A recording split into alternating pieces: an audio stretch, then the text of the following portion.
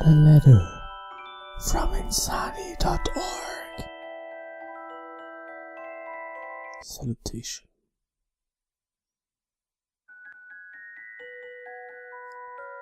I hate the word cute, but I love the word interesting.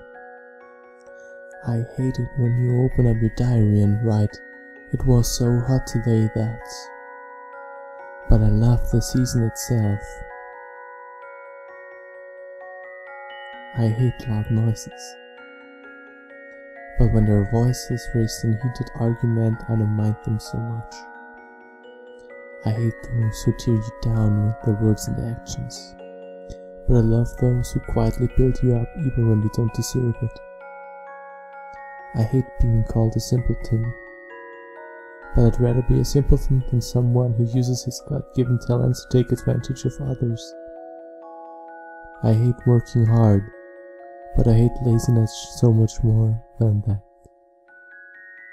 I hate it when you blame others for your failings, but I love it when you keep moving forward no matter what. I hate the fact that soon you'll be gone, never to return. So these are my last words of love to you. My last letter.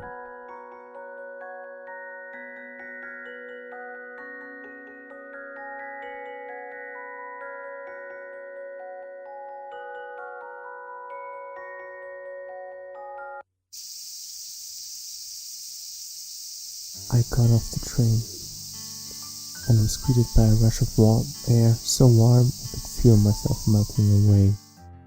Summer, of course. Not the hottest day on record, but plenty hot enough. I wiped my brow, took one step, then another.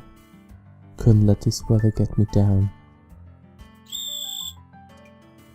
A gigantic mechanical whistle pierced the still air and shook me where I stood.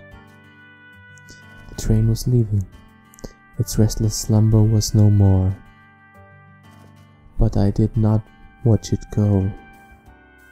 I just sighed. The train vanished into the distance. So did the sound. I could hear the cicadas in chorus, faintly, as if I were underwater. The places inside me were drowning in silence.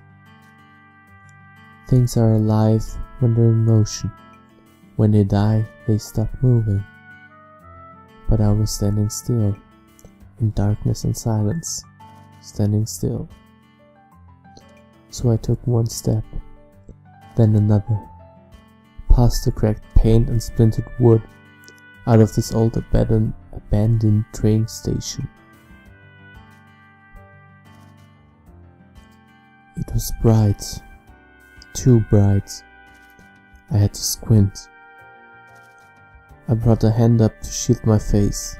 Rather, it came up by reflex. But it wasn't any protection. I could imagine the sun laughing at my feeble attempts. I felt, rather than heard, something rustle up to the ground. I looked down. My bag had opened slightly, and there was a letter at my feet. The paper was yellow and crackling. It had seen better days. A keepsake from long ago, from my childhood. A voice. Someone's voice. I picked the letter up, carefully put it back in my bag. Finally, I said to myself, I've come back. Come back from the distant cityscapes of Tokyo, where the buildings touched the sky and the power lines ensnared the sun. Come back from the only life I knew, filled with lights at intersections and the voices of strangers. Come back to a place without air conditioners or cell phone reception. Come back home. What am I doing here? And there was no one to answer me. Damn, it's hot. Still no luck. A summer day, just like this one. 8 years ago. Late at night, a phone call. That's where it all began. Without warning, without a trace.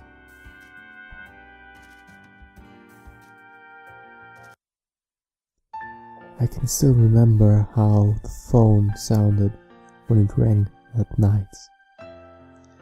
I was wide awake by the third ring. I remember feeling cold, real cold, even though it was summer. I could hear my mom say, "Hello?" into the phone. Softly, she didn't want to wake me, but it was too late for that. I remember looking at the clock. It was around midnight. I was young. I was waiting for what would happen next. Mom said, "Who is this?" "Oh, why hello. Yes, this is she." Her voice was so slow and so far away, but not far enough for me to miss what she said next.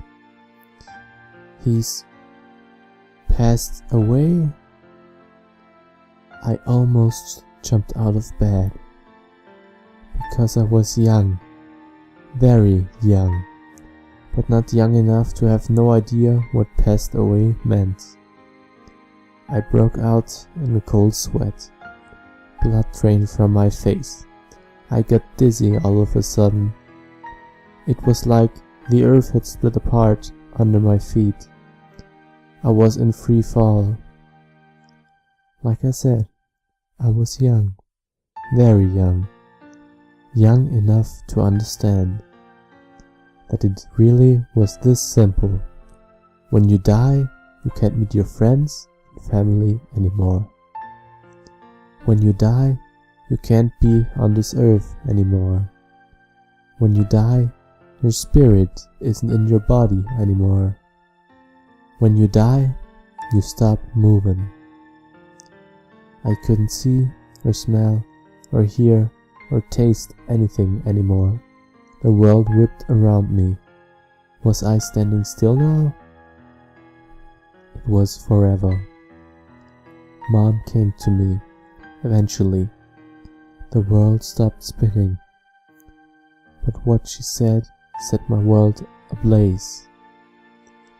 "Listen, Takahiro, listen closely. Daddy saved a boy from being hit by a car, and the boy is safe, but Daddy he's gone now. He's dead." She said everything so slowly, searching deep inside herself for the right words.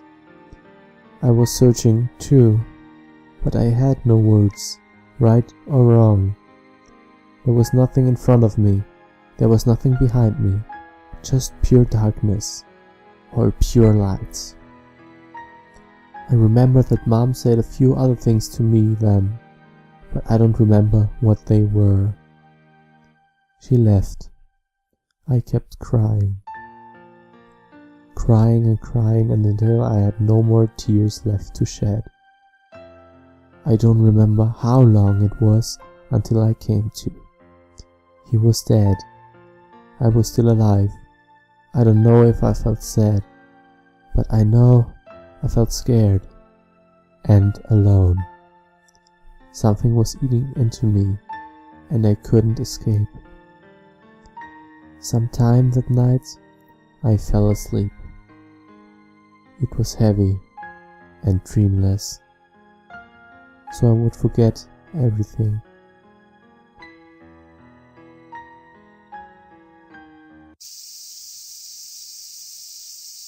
"15 minutes. The station was far behind me. The sun was merciless.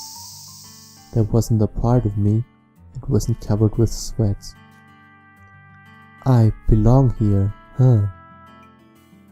What a thought. My old hometown. Faces and places from a time long gone.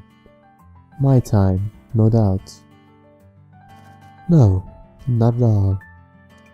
I shook my head. Big drops of sweat showered down onto my clothes and the ground. My clothes were so soaked that they must have weighed triple the dry weight. Uncomfortably warm and sticky.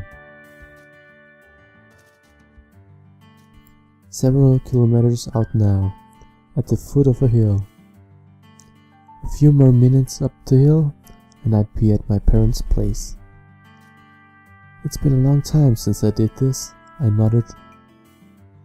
Now the path had 3 large curves in it on the way up, and 2 large caves. Bomb shelters, for all I knew. The darkness within pooled at their entrances. The light of day had no way in.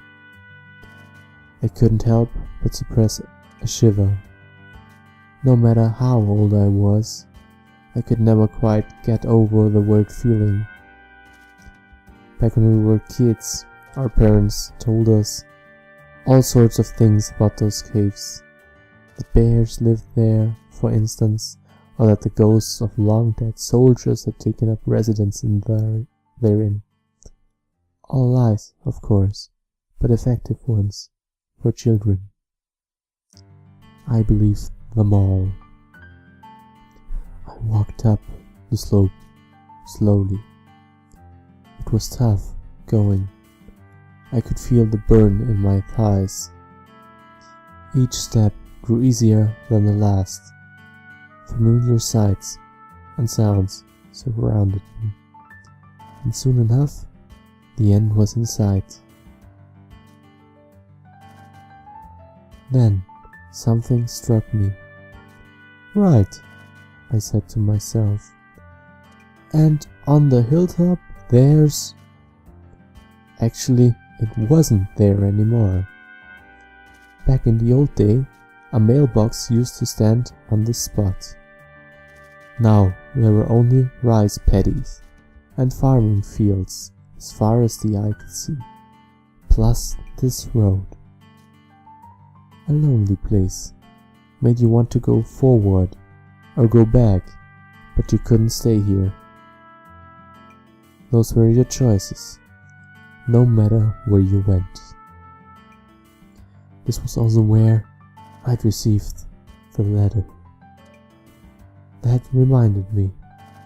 I opened up the bag, looked inside. Was it still there? Yes, it was. Good. After dropping it at the station, I wasn't about to make that mistake again. Man, this letter. Despite my best efforts, it was dry, frayed at the edges, crumbling away. I stared at it for a moment, and sighed. The sun continued its merciless assault on me. I put the letter back in my bag. It was time to make my way home. I could see clouds filled to bursting high overhead. They weren't far away, and they were making ominous noises. Very soon, then, I said, shaking my head. The south wind whispered past me. It spoke of rain.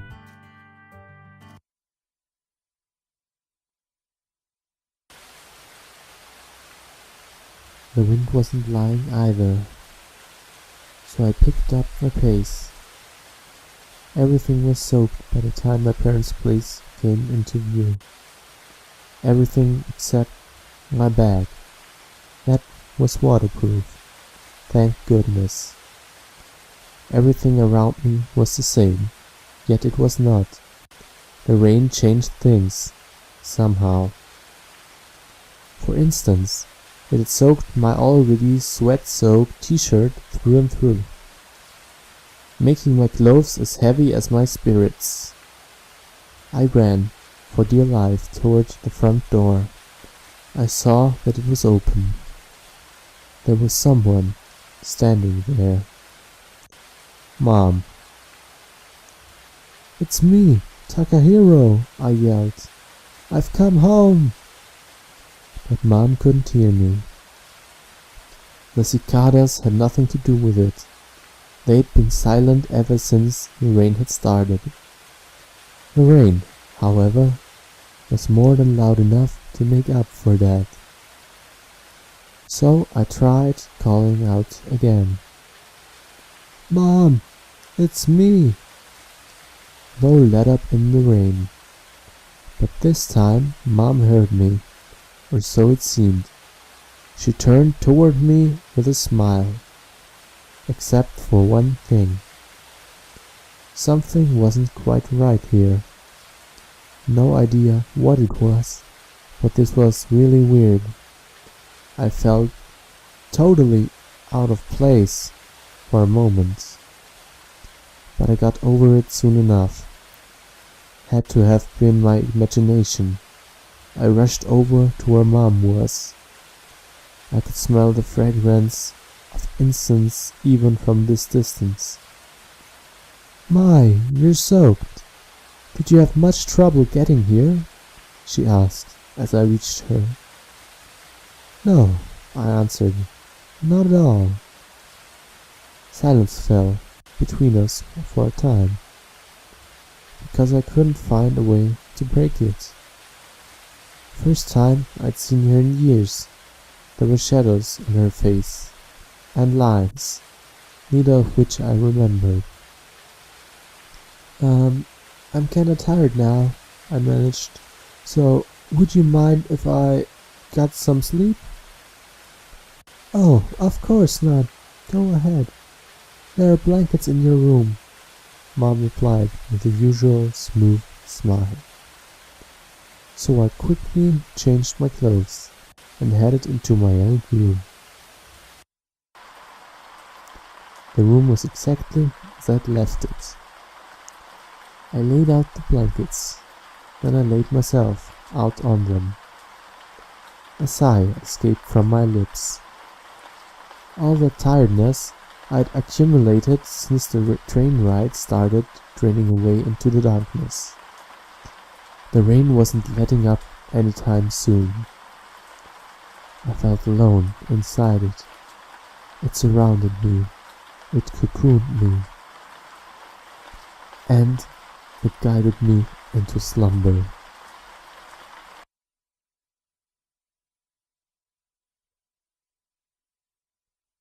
The birds were twittering when I awoke. Very charming. I got up, out of bed, and headed out of my room. No more rain. The sun was out in full force. And when I closed my eyes, I could feel the rays soaking through my eyelids. "Oh, Takahiro," Mom said. "A good day, isn't it?" I turned to face her, only to find her smiling at me, with a broom in her hands. I smiled back. "Yeah, sure. You're up early, Mom." And honestly, that was my first thought. But Mom wasn't having any of it. "Don't be silly.